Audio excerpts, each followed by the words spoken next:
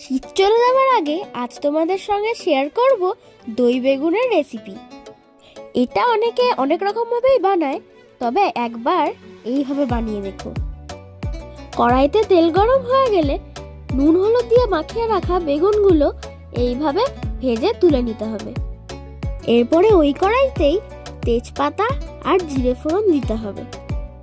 এরপরে একটু হিং দিয়ে এক বাটি টক দইয়ের মধ্যে নুন, হলুদ, ধনে গুঁড়ো, জিরে গুঁড়ো আর কাশ্মীরি লঙ্কার গুঁড়ো দিয়ে ভালো করে ফেটিয়ে কড়াইতে দিয়ে দিতে হবে, আর সেই সঙ্গে বাটি ধোয়া জলও একটু দিয়ে দিতে হবে।